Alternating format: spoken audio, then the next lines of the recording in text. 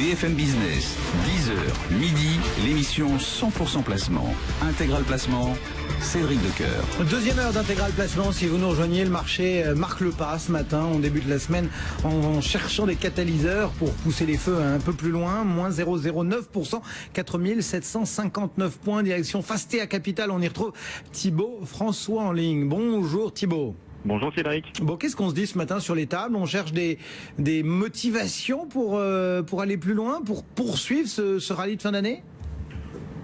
Pas forcément de la motivation, parce qu'effectivement le marché a plutôt bien performé ces 15 derniers jours. On est plutôt dans une bonne tendance.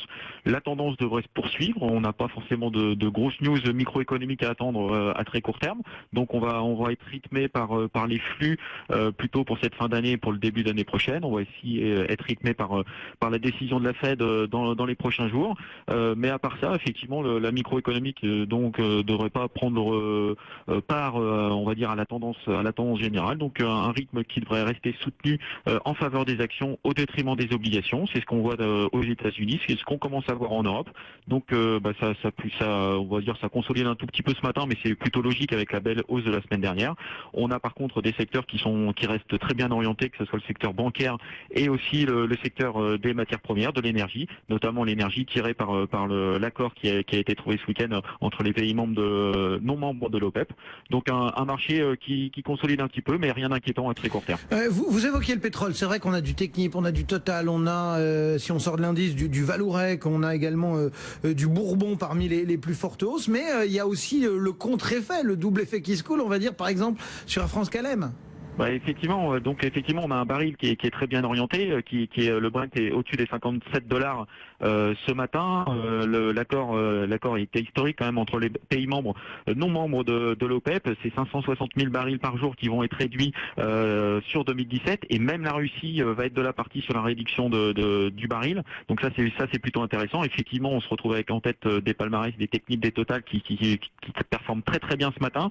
Et à contrario, effectivement, on a les compagnies aériennes qui vont souffrir d'un prix du baril qui est en hausse.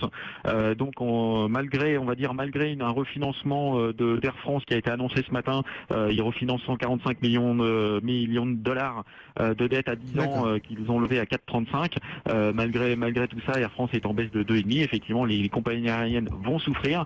Par contre, c'est vrai qu'à contrario, elles vont plutôt bénéficier d'un effet volume plutôt intéressant. Donc pour l'instant, la baisse l'emporte, mais c'est vrai que les atouts restent solides pour les compagnies aériennes. Bon, un petit mot aussi du compartiment bancaire et plus singulièrement peut-être d'Amundi avec ce rachat de Pioneer. On peut aussi lorgner sur l'autre pan avec Unicredit. Enfin, en tout cas, Amundi prend 6,7%, Unicredit 3,44%. Le dossier, voilà, trouve son épilogue. Ouais, tout à fait. Donc, c'est une super acquisition pour Amundi, qui est la valeur du jour aujourd'hui. La filiale du Crédit Agricole rachète effectivement Pioneer pour 3,55 milliards d'euros à Unicredit. Unicredit, ça tombe bien. On parle beaucoup des banques italiennes. Elle va pouvoir renforcer ses fonds propres, et donc ça c'est plutôt une bonne nouvelle. Donc bonne nouvelle pour Amundi, bonne nouvelle pour Unicredit. Bonne nouvelle pour Amundi, pas parce que l'opération va être relutive dès cette année. Il récupère quand même 22 milliards d'euros d'actifs sous gestion. Ça laisse un peu rêveur. Ils arrivent au 8e rang mondial de la gestion d'actifs, donc c'est une très belle opération, que ce soit pour Amundi mais aussi pour Unicredit. Voilà pour les quelques données de marché. Le CAC 40 donc qui est en baisse de 0,1%. Merci beaucoup Thibaut François depuis Fastea Capital, l'eurodoll 1,0592. Dans le reste de l'actualité, de la politique bien évidemment, avec les différentes déclarations. D'abord Manuel Valls qui a précisé ce week-end quelques